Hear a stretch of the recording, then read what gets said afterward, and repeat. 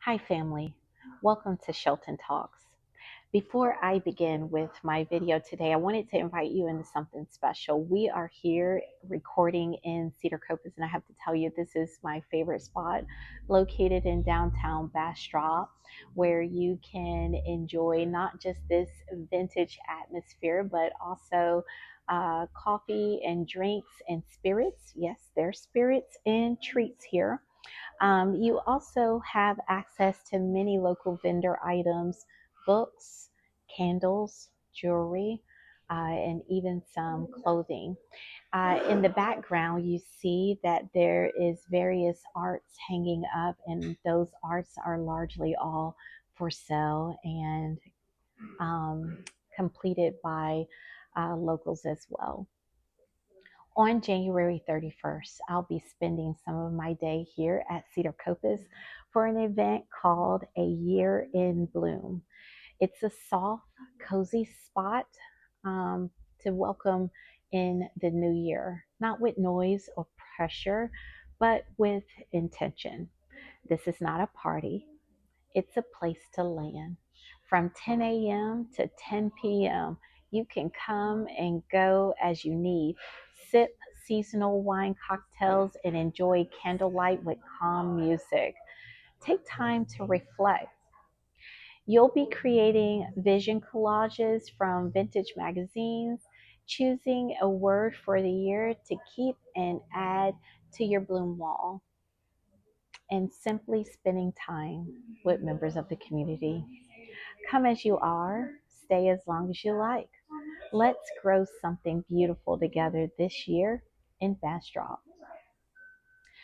Today, I'm going to share with you something personal, and that is five, not top five, but certainly five books that permanently live on my bookshelf at home.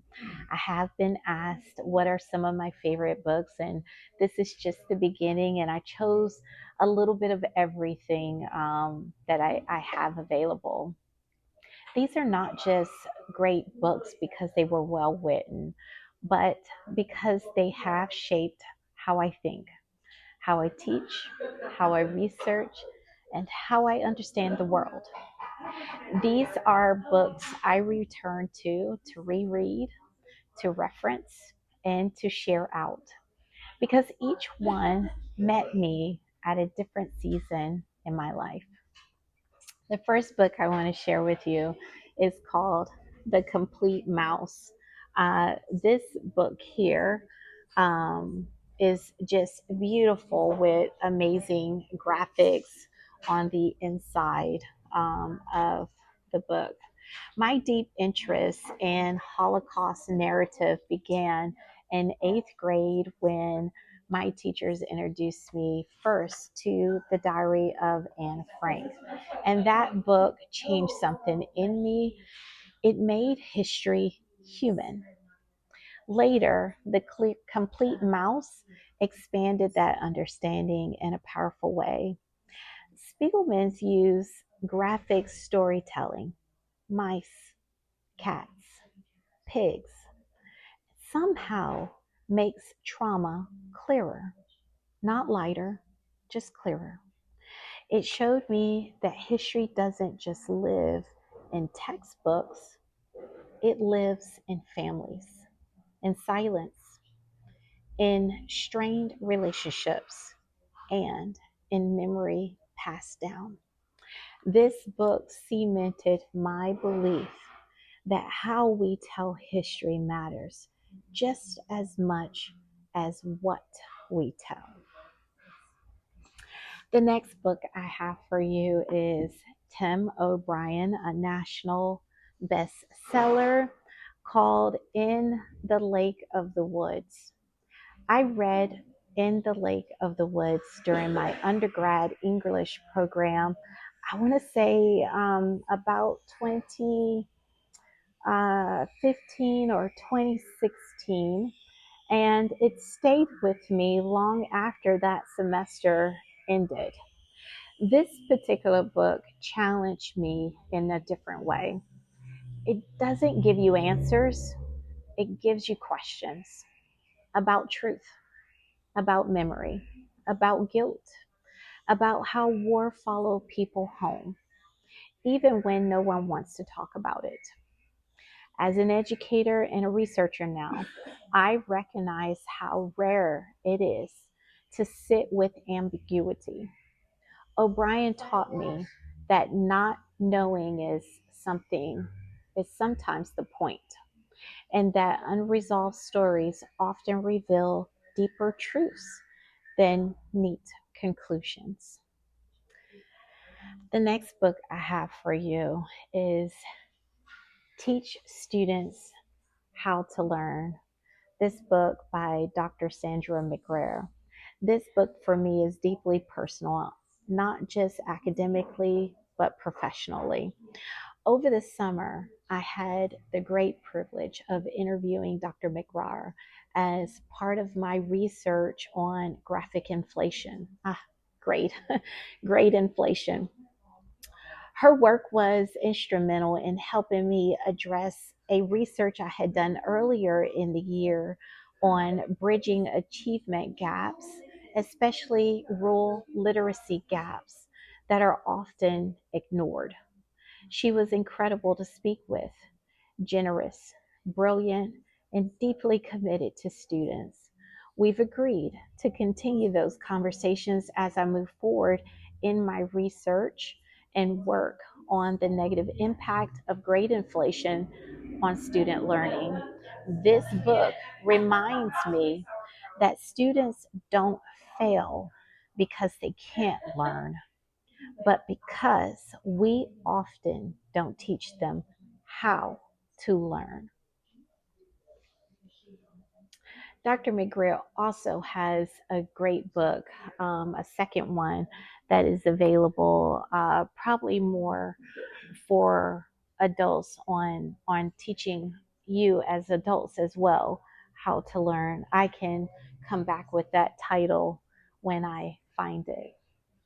The next book I have is Midnight and the Meaning of Love. And this is a favorite of Sister Soldier, but I must tell you, I have the entire collection. The entire collection is a favorite. I was introduced to the entire collection through my ex-husband, who also was an avid reader of Black authors.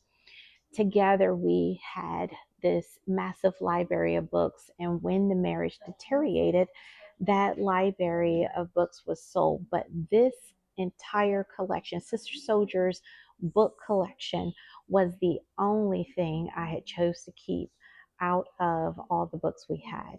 These books were gifts to me, and every time Sister Soldier released a new one, I received it.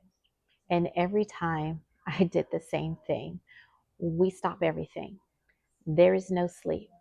Day and night, I am reading this book from front cover to the back, completely hooked. Midnight and the Meaning of Love and her entire collection is truly a page turner, but it's also philosophical, disciplined, and demanding. It challenged my ideas about love, power, masculinity, and emotional restraint. This book stays with me because it refuses shallow answers and because it marks a very real chapter in my life. If you are going to add Sister Soldier books to your personal collection, you have to begin with The Coldest Winter Ever. I do believe that is the first of this entire collection of books she has. The final book I've brought down for you is How the Irish Saved Civilization by Thomas Cahill. This book I have actually shared out so many times, and I'm so lucky and so glad to get this book back each and every time. But this is truly a great book. This book also comes from my undergrad studies as well, where I earned a degree in Christian studies. While parts of the history are undeniably barbaric, It was a turning point for me spiritually and intellectually. It helped me understand that God deserves our lives, not our deaths. A truth St. Patrick himself tried to teach the Irish.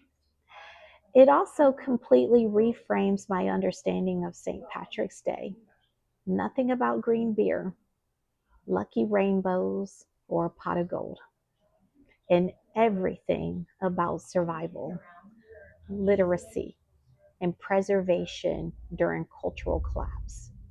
This book taught me that faith, history, and education are deeply intertwined.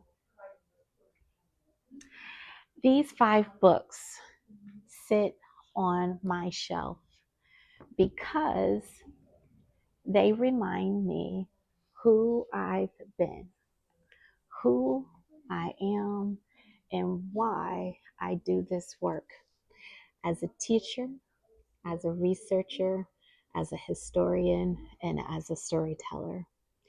If you're building a library that reflects not just what you read, but what shaped you, these are worth returning to.